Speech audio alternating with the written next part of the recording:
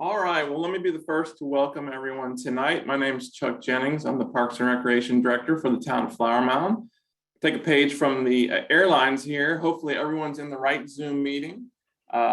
This is the town of Flower Mound Tennis Center Feasibility Study Community Meeting. So I hope you're in the right meeting. If not, take a listen and see what you think. See what we're maybe doing here in Flower Mound in the future. Let's see, I know we picked the best night to hold this meeting since it rained all day and all the tennis courts are probably still wet and drying out. So a lot of you folks on this call, I know you have some extra time in your hands tonight to jump on and listen. So thank you for being here. I believe Mike said we had over 240 people registered. I think we're up to 87 on there now. So we're excited to have so many people and a large interest in what we're doing here. I also wanted to send a special welcome to, I know I saw some as I was scrolling through the list, we have some town council members and parks board members that are on tonight. Thank you for jumping on and appreciate all that you do for the town. Well, as you know, the town entered into an agreement to conduct a tennis center feasibility study. The project was approved in this year's fiscal budget and it was funded utilizing Section 4B dedicated sales tax for parks. The town selected Pros Consulting and MH Planning based off of their experience and previous involvement with the town on different projects. Pros Consulting helped us develop our 2017 Parks and Recreation Master Plan, as well as they did the Twin Coast Park feasibility study back in 2014, I believe it was, 2013. MHS Planning helped us with our Twin Coast Park Master Plan. They helped design phase 1 of the park, as well as the boat ramp that we have there at the park. And they also assisted with the Bell Lago Park Master Plan. So we're excited to be working with these two great companies again. One of the things, well, I'm gonna jump right in. The goal of this feasibility study is first to determine if a need exists and if the market would support the development and operation of a tennis center here in Flower Mound. If it is determined that one could be supported, then we'll move into phase 2, and that phase 2 will consist of a site analysis and conceptual design. And we have asked the consultant to look at 3 different locations for this, and these locations consist of the Dunham Ranch recreational area, which is out in kind of far west Flower Mound, close to 377 off of Dunham Road, the Leonard and Helen Johns Community Park, which is off of Timber Creek Road, and also the newly named Trotter Park, which was acquired through parkland dedication with the town through the Town Lake East residential development. And that is located off of Flower Mound or FM 1171. Additionally, the consultants will also provide capital cost estimates and operational analysis, which consists of operational standards, financial plan, and economic impact analysis. And lastly, the consultant will provide input on different management strategies for the center. Town staff looks forward to receiving and presenting the final report to the Parks Board and Town Council in early 2022. This study will provide the mayor and council with the necessary information to be able to make important decisions regarding the future of tennis in Flower Mound. I'd like to now hand the presentation over to Mike Spetz. He's a principal at Pros Consulting, and the floor is yours, Mike. Thank you, Chuck. I very much appreciate the opportunity to work again with the residents of the town of Flower Mound and staff, as well as mayor, council, and park board. As Chuck said, this is really kind of the public kickoff for this study. And so the purpose of this meeting is primarily to give us an opportunity to give you an overview of the process, share with you some initial information that we have been able to put together. And also we will actually be doing some live polling as part of this, just to give you an opportunity for some initial feedback. At this time, what I'm going to do is I'm going to turn off my video and share my screen with you all so that we can work through the actual presentation. Before we kind of move any further, let's just kind of get to some housekeeping measures. because there's well over 240 folks registered, and I believe at this point over 105 actually participating. We're not going to be able to do kind of a give and take live Q&A, but we also feel that this Zoom platform gives us an opportunity to number one, capture your questions in writing, and number two, respond to them in writing. And so as you work through this as we work through this presentation, please feel free to use just the Q&A function that can be found at the bottom of your screen. This is how we in turn will capture any questions, concerns, comments, suggestions related to the presentation and the onset of the project. Please do not use the chat function as we're not able to capture them in the same way. The project team will in turn compile all questions and post a document with answers on the town's website by August 30th, along with a recording of this meeting and this presentation. And so this gives everybody an opportunity who hasn't been able to participate this evening, even though they registered, maybe something came up, or folks that just weren't able to register and make the time work, an opportunity to kind of pick right up where you all are picking up as well. And as always, if connectivity is an issue, don't worry, please continue to log back in. If there becomes any issues associated with hearing me, or if I freeze, if Chuck, Hunter, or Mark would just kind of jump on and let me know, I'm happy to restart the microphone and go from there. So a couple of things right off the bat. The agenda is really about, as I mentioned, an overview of the process, but we'll talk about some demographic information that's important to the project, trends, the inventory of publicly accessible or semi-publicly accessible tennis courts in Flower Mound. Also talk about a market assessment and a scan of the additional tennis centers and tennis courts that are available to the community that are outside the geographical boundaries of Flower Mound. As I mentioned, we'll have some live polling. This will give you an opportunity to provide us some initial feedback beyond just the Q&A. And then we'll talk about next steps, in particular, the next steps that we're going to undertake between now and the end of 2021. Couple of things.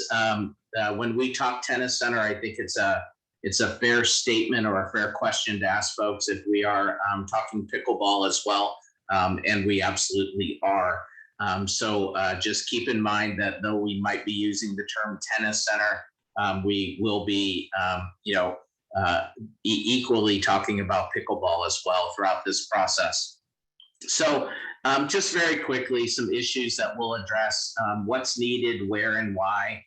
What's the vision for the community for the tennis center? What are your priorities as a community? And then, as Chuck kind of mentioned, how can we achieve this? The process, as we'll kind of go through, is very simple. Where are we at today with regards to tennis and pickleball court availability in Flower Mound now? What's the demand for tennis and pickleball in the community? And then, of course, determining where we're going is, of course, the community outreach, the survey, and the prioritization of needs. And then how do we get there? As Chuck mentioned early on, it's really the technical phase of the project where we talk about concept designs, cost estimating, operational plans, financial plan, economic impact analysis. And all of this is going to be tied up in a nice little bow and presented to the town in early 2022. So when we talk about the service area for a potential tennis center, we're really looking at about a 15 square mile. We did talk specifically with the United States Tennis Center or Tennis Association, USTA, to really give us a handle on how far this reach should be So for the most part, about 15 square miles is about depending upon the time of day, but on average, about a 30-minute drive time for folks. And that is one direction. So when we talk about influencing factors, we want to get an understanding of the demographics of that 15 square mile area as initial data set. So this is kind of eye-popping. We're currently at about 1.6 million people that live within those 15 square miles. The town of Flower Mound makes up about 5% of that population. And so you can see, though you're kind of a big fish, you're still kind of a fish in the big scheme of things when we talk about the population base in that 15 square miles.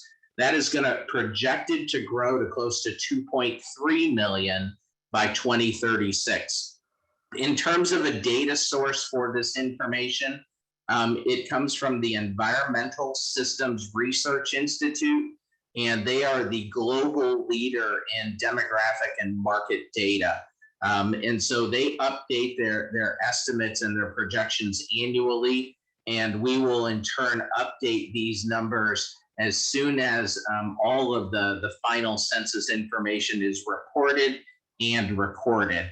But for the most part, we feel pretty comfortable that these numbers are fairly consistent with what we will see going forward. In terms of age segmentation, and this is really important. Now, there's a lot of colors. Again, I want to focus on this column here, but basically the bottom two colors here, the blue and the red, kind of indicate, under the age of 18. And as you can see, about 23.5% of the population exists is under the age of 18. Another 25% is what we call kind of young adults. 27 to 28% is the 35 to 54-year-old age group. And then the top three colors here, active older adults, as well as then what I affectionately refer to as super seniors, those 75 and up. The big takeaway from this is that you have a very balanced age segment, and the service area is actually younger than the U.S. population as a whole. And to point this out, about 30 to 31% of the United States population is 55 and older. The service area is approximately 24 to about 24% of that. When we look at the town of Flower Mound on its own, it is about 25% 55 and older. However, we do see it with the town continuing to age or grow in population, it also will age as well. So not only do you have folks moving into Flower Mound, but you also have people that are aging in place. When we look out to 2036, again, still pretty balanced.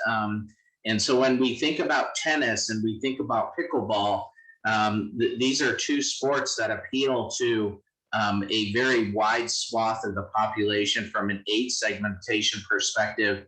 And given the balanced age segmentation that we see both in Flower Mound and the service area, that certainly has a bearing, because we can't necessarily focus on any one specific age group when we think about the tennis center as well as pickleball. From a racial segmentation, we look at this just to get an understanding. We recognize that race also equals culture in some cases, and culture equates to recreational preferences. And so you are a diverse community, and will continue to get more diverse over the next 15 years, or at least as we see here in the service area. And of course, Flower Mound will be a part of that. So there's nothing that gives us a cause for pause when we think about the racial makeup of the service area, both now and in the future. That if we were to move forward and construct a tennis center and pickleball, that you don't have a racial and cultural preferences that would make it outdated, say, in the next 10 to 15 years. And from an income perspective, we recognize that the service area is affluent as compared to Texas and the United States in terms of both per capita as well as median household income. This is not to say that everybody that lives within the service area is affluent. However, tennis has long been known to be a sport that is tied a little bit more to affluency than some other activities or sports.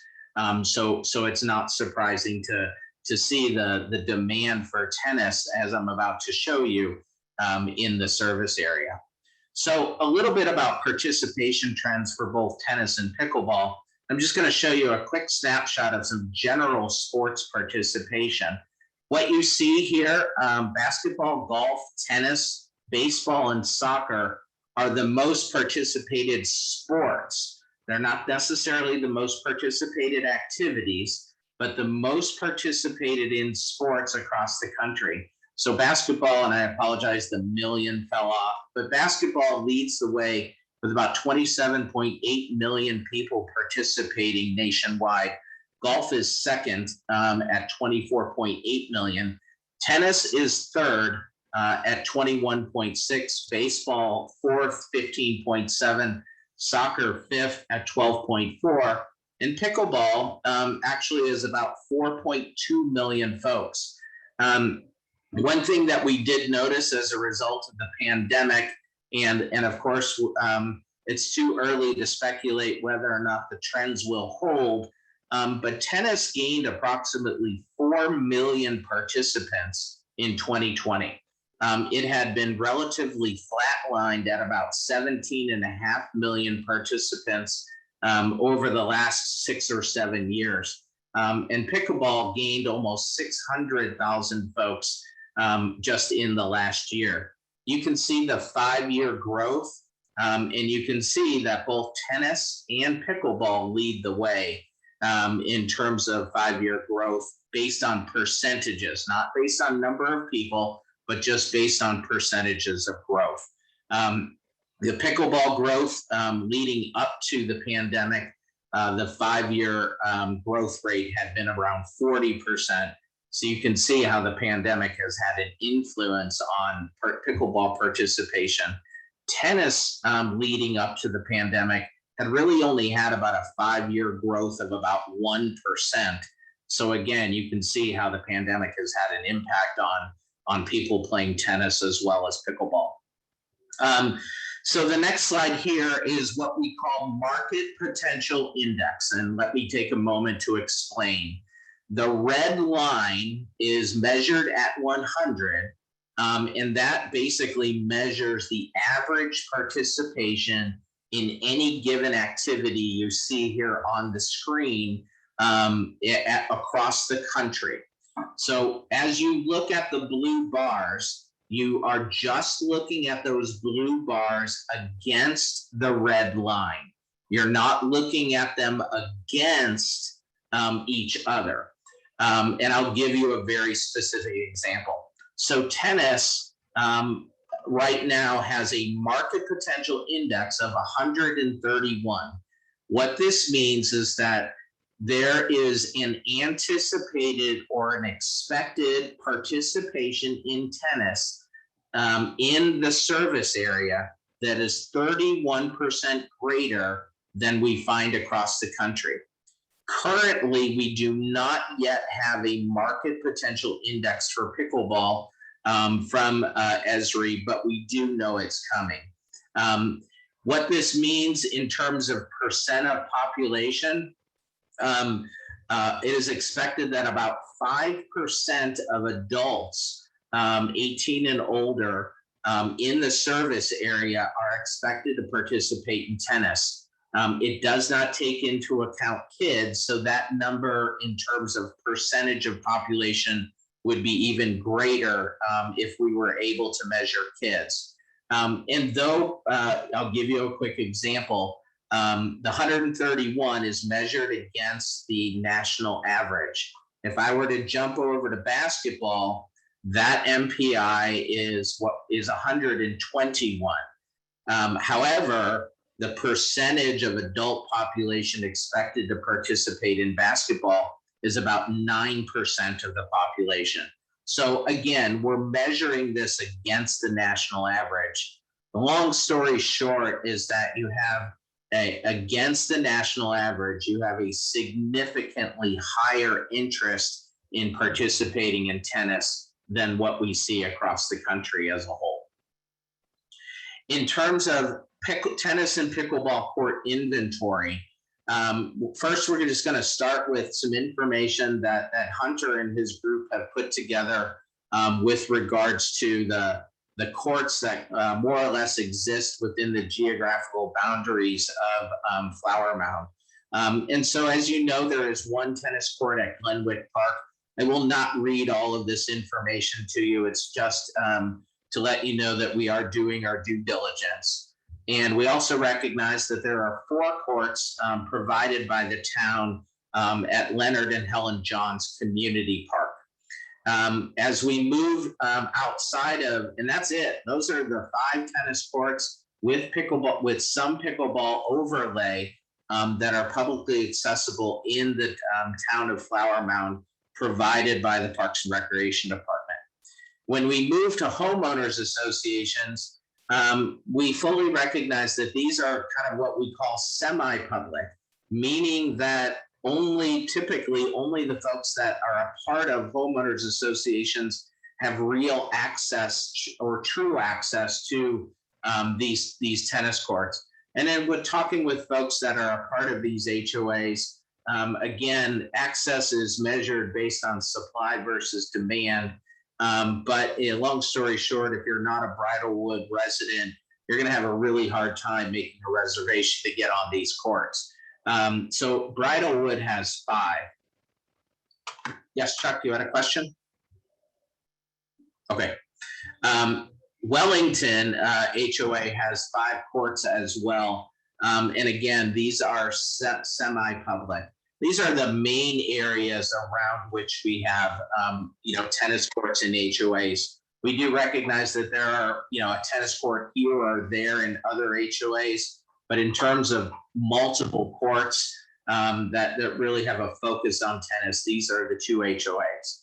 Then we jump into the high school courts. And this is a whole nother segment of public accessibility.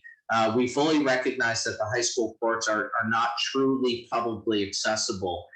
They are primarily used for school activities and school activities only, with the exception of camps and clinics and lessons that are held during the summertime. But the general public is not able to access them for drop-in play, leagues, tournaments, and so on and so forth. So again, just doing our due diligence, there are 8 courts at Argyle.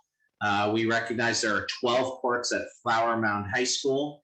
There are also 12 courts at Louisville, the Harmon campus. And then we're still working through the assessment on Marcus High School, but this is, we recognize there are 12 courts there, and we recognize they are in good condition. The big takeaway here is that when we look at all of these courts, that there are no standalone pickleball courts. And before I move forward, I just want to make a point about tennis/pickleball court inventory. Pickleball has been a sport that has just emerged very strongly over the last 5 to 10 years. We recognize that some folks were definitely playing it in the late 2000s, but it really has taken off over the last 5 to 10 years. And park and recreation agencies, when talking about how to use capital investment dollars, need to distinguish between whether or not an activity is a fad. And there have been plenty of those in the park and recreation industry over time, versus something that's here to stay. And so how the park and recreation industry, public park and rec industry has responded is by incorporating pickleball lines on tennis courts. And the big takeaway from all of this inventory is we really don't see any standalone pickleball courts in the town of Flower Mound. Where this becomes a pinch point is, if we go back to the information about how both tennis and pickleball have grown over time. If what in fact we're doing as an industry is moving pickleball players or having pickleball players play on tennis courts, that in turn takes that availability away from tennis players. Just based on the nationwide numbers, we recognize there are 5 tennis players for every 1 pickleball player. And yet at the same time, we've just kind of created this increase in demand for court space simply because both tennis and pickleball are sharing the same space, but the sports are both also growing in terms of participation as well. It would be one thing to say if pickleball, and I say if pickleball were taking away from tennis participation, but we know that that is not the case. Both sports are growing, and so we're basically, I don't want to say pitting groups against each other because I know there are folks that play both tennis and pickleball, but we're just basically creating an increased demand for the same amount of inventory by lining pickleball on tennis courts. So I just wanted to state that before we went any further. When we look at the service area inventory, so this is in addition to Flower Mound's tennis courts, the HOA inventory, and all of the high school courts. So you can see that there's kind of a wide swath here. The Hilton Dallas Fort Worth Tennis and Sports Club, 6 outdoor courts. They certainly do open play, reservations for members, hotel guests, as well as lessons and drills, but they really don't get into leagues and tournaments. I think all of you are somewhat familiar with Wagon Wheel. Again, there are 12 outdoor courts there. They also do have 4 standalone pickleball courts, permanent restrooms, as well as an office and a shop. The Highland Village Tennis Center, though it's called kind of a tennis center, is really just 4 courts in a park, and really just provide open play, reservations, lessons. It's not a quote unquote tennis center per se. The tennis courts in Heritage Park are just 2 courts at Heritage Park in Grapevine. South Lake Tennis Center, I know you are all very familiar with this. 17 outdoor courts, 2 indoor courts, a championship court, but again, no standalone pickleball courts. Richland Tennis Center, this kind of gets outside of the service area, but we wanted to kind of at least look at that 30-minute drive time. So Richland Tennis Center is about a 30-minute drive time. They are a true tennis center. They do have 16 outdoor courts and then the full complement of restrooms, pro shop. And the Goldfield Tennis Center is really just tennis courts in Denton. They are open play. There's no reservations to be made there, and lessons do take place there. But it's really first come, first serve, and there are 9 outdoor courts there as well. So you can see that when we think about it in terms of tennis centers, there's really 3, Wagon Wheel, South Lake, and Richland that are kind of within a 30-minute drive time. The amount of courts there against the number of potential participants certainly starts to shape up with demand outweighing supply at this juncture. So at this point, what we want to do is kind of want to stop sharing this screen, and we'll come back to it, but we want to do some live polling with you all. And so I want to kind of jump into this. There's about 7 or 8 questions that we want to ask of you. I will walk you through each question and we'll go from there. So I'm going to launch the first poll here, and I will make it a little bit bigger. The first set of questions is really around need for tennis and pickleball courts. So very, very first simple question is there a need for additional tennis and pickleball courts in the town of Flower Mound, yes or no? The second question there is, if you feel additional courts are needed, should they be, and you have three choices, at just one central location, at multiple locations in parks geographically distributed across the town, and then the third choice is one central location and at multiple locations throughout the town. So I'll give you all a little bit of chance here to catch up and participate. And then I will share the results with you.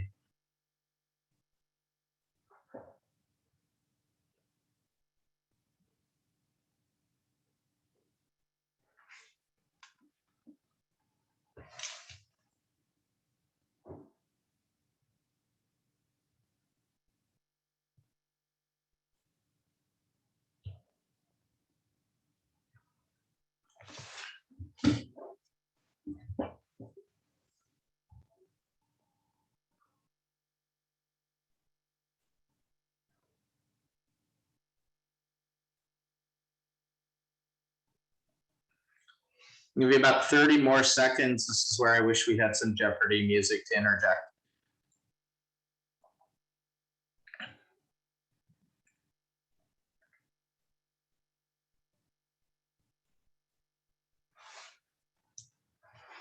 Okay, I see responses slowing down. So I will end the poll and then let me share the results with you. The results basically indicate 100% of you believe that there is a need for additional tennis and or pickleball courts in the town. And then when we talk about the if you feel additional courts are needed, there's almost a tie with two of the three choices. The first choice is one central location. And then the second choice is one central location and multiple locations throughout the town. So what this kind of indicates to me is that just having an option through this polling, again, this is not the entire community, but through this polling, you all are in favor of at least one central location. You are not necessarily in favor of just having multiple locations in parks geographically distributed across the town. Okay. Next poll. Let's see here. Next poll we want to get to is tennis center utilization. So I will walk you through. There's three questions associated with this. So you will have to scroll down on the right-hand side to get to all three questions. So the first question is, are you interested in utilizing a tennis center for tennis, pickleball, tennis and pickleball, or not interested at all? The second question is really about you giving us your top two choices as to how you would utilize a tennis center. Just top two. And then the third question, as you scroll down, is how often would you anticipate utilizing a tennis center? So I'll just kind of very briefly go through the top two choices.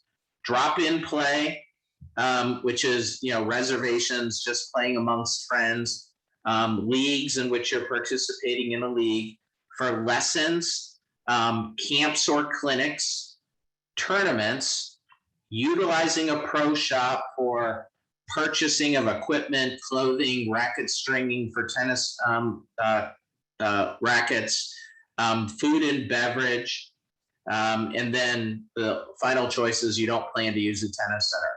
In terms of how often you would anticipate utilizing a tennis center, for folks that are having a hard time submitting answers, I would refresh or jump back out and then log back in quickly. It's mostly a connectivity issue on your end. In terms of anticipating how you would utilize the tennis center, once a week, 2 to 3 times a week, 4 or more times a week, which could mean 4 to 7 times a week, 1 to 2 times per month, or less than 1 time per month. I'll give you a little bit of time.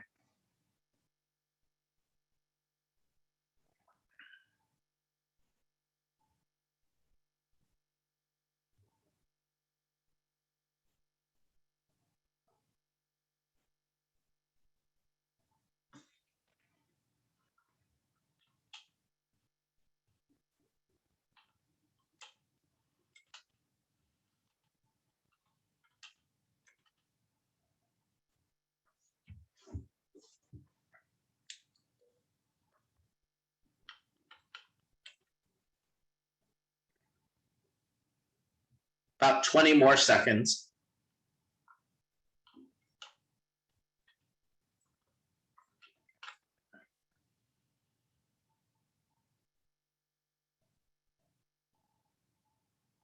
Please note that if you do have are having trouble with this poll, this is not your last chance. I will talk to you about a survey that we are going to do community-wide.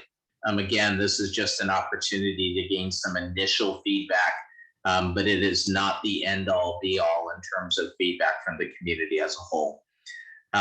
Okay, so I will end the poll at this point, and I will share the results. So are you most interested in using a tennis center for? Tennis was number 1. Tennis and pickleball was number 2.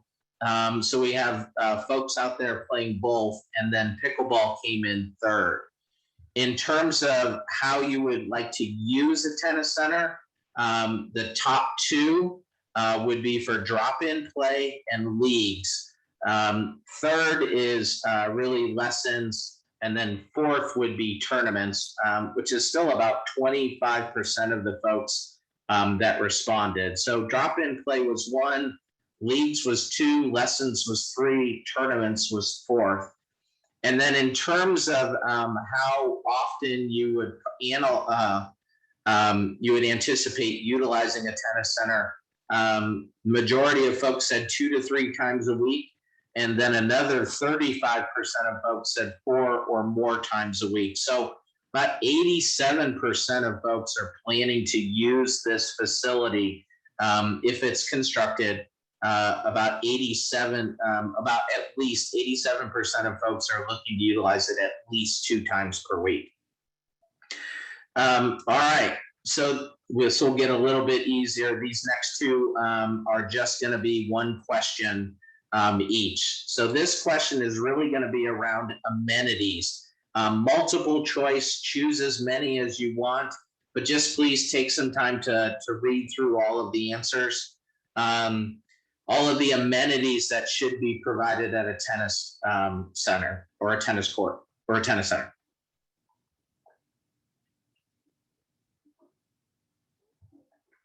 I'll explain a few. Lighted tennis courts are pretty self-explanatory. Lighted pickleball courts standalone. What this means is not pickleball courts that have lines on tennis center on tennis courts. A shaded patio area where you're relaxing before, during, or after. Basic concessions, which is really, as it says, sit-down dining. This is more about a restaurant. A basic pro shop that has limited clothing, but more focused on equipment, shoes, and services such as racket stringing or checking out ball machines. Locker rooms, including showers, covered courts.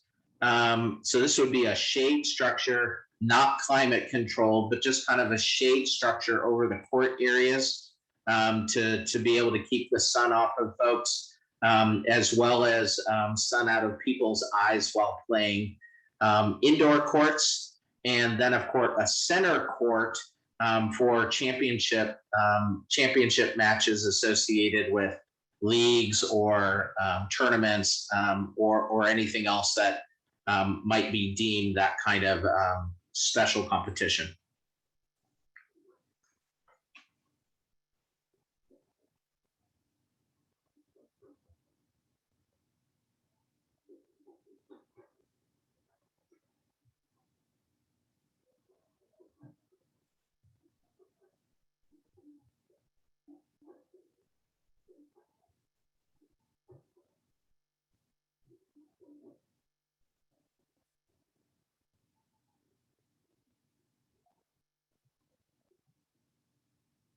I'll give it about another 15 seconds or so.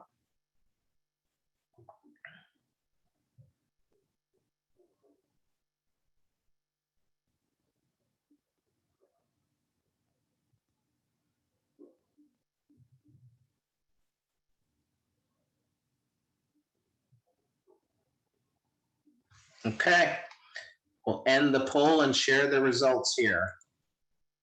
So the top two responses in terms of amenities, lighted tennis courts and shaded patio area.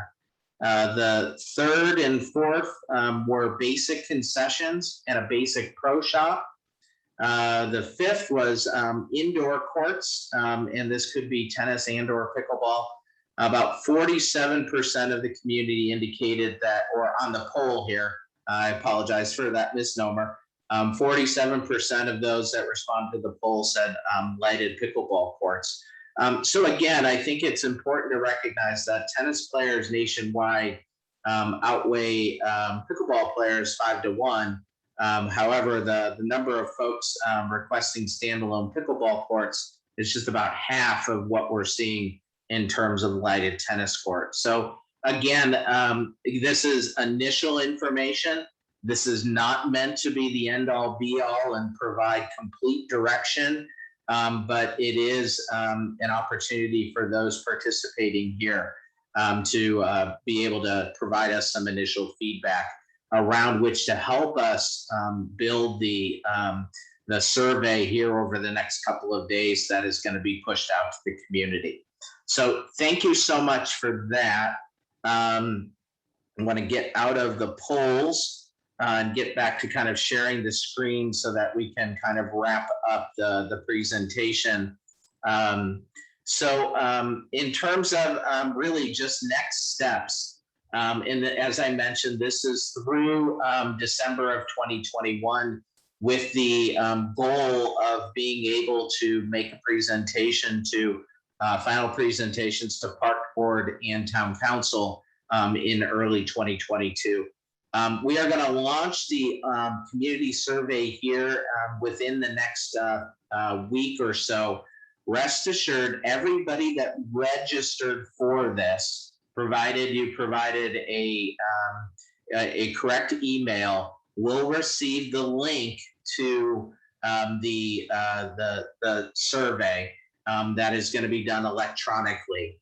The town will also push the survey out through all of its usual public information channels, including utility bills, as well as press releases, as well as any email databases that they may have as part of the community as a whole or the Parks and Recreation Department, as well as other ways. So once we kind of get that community survey, we'll get a pretty good understanding from the community of the town of Flower Mound. We really want you to share the survey link with as many people as possible. We really only want you as an individual to fill out the survey once. No ballot box stuffing, please. That doesn't help anybody in terms of making decisions along the way. But once we kind of get through the community survey, we'll start to prioritize the results of that survey, as well as kind of feed it into the other data points that we're analyzing, some of which were shared this evening, kind of create what we'll call a vision and core program. And what this does is it starts to flesh out yes or no on a tennis center. Yes or no? Does it include, if yes, or if the answer is yes, does it include tennis and pickleball? The other thing that I think is important to recognize is we have to take into consideration the existing town of Flower Mound tennis courts when we think about adding tennis and pickleball courts to the community. What happens with those is certainly something that works into the strategic conversation. October 5th, we will present all of this information to the park board, which we know is also a public meeting. In October and November, we will work through, as Chuck mentioned early on, concept designs and cost estimating. We will then take those and present those to the park board and as part of a public meeting. And then finally, we'll work on the operational financial models as well as the economic impact. And so really, it's a very quick process. And we look to, as mentioned, get this wrapped up in early 2022. But we feel very comfortable in our process. We're really appreciative of your input this evening, as well as the questions that you have asked. Right now, we're at about 41. The community survey that is going to come up. As mentioned, as you can see here on the screen, this is not going to be your only opportunity to participate in this process. Not just in addition to the community survey, we want to hear from you at each of the kind of milestones that we're going to be providing in October and December, because we want to ensure that we get this right for your community. So please know that this is not your only opportunity to participate. At this point, I'll kind of turn it over to Chuck to kind of wrap up. What I will do is leave the Zoom meeting open for folks to share any additional questions that you may have for 15 minutes, 20 minutes or so after we wrap up here. So thank you, Chuck. All right, well, thank you, Mike. Great job. Great feedback we got from the polls. I appreciate everyone's interest. I think I saw we had at one time up around 121 people on. I know I've been getting emails and text messages from people that are on here as well, asking lots of questions. We see all the questions in the chat, as well as the question and answer. So please make sure you do put it in the question and answer, because I think we can capture those and respond to those in writing. But there's lots of opportunity over the next few months, again, with the survey, with the different public meetings that we'll hold at the Parks Board. So you're going to make sure you want to attend those to hear where we're at in the process. But other than that, that's really all I have. Again, thank you for participating tonight and your interest in the future of tennis here in Flower Mound. Have a good evening, everyone. Thank you, folks. As mentioned, I'll leave the webinar Zoom meeting open for you to provide any additional questions, concerns, comments, suggestions for another 15 minutes or so. But thank you very much, and we'll definitely see you down the road. Take care.